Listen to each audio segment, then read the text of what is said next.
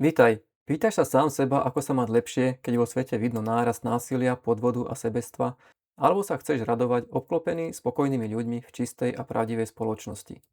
Pomôž a my urobíme krok na dosiahnutie cieľa. Prispej 2% zo svojich daní. Nenechaj ich padnúť do čiernej diery. Radšej ich premeň na šťastie. Tu nájdeš údaje potrebné na vyplnenie tlačiva.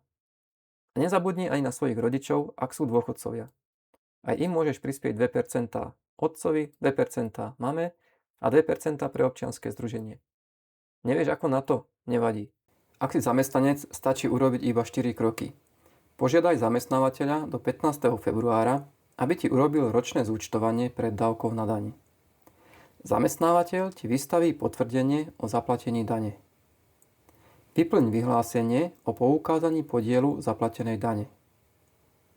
Tlačivá doruč na daňový úrad do 30. apríla.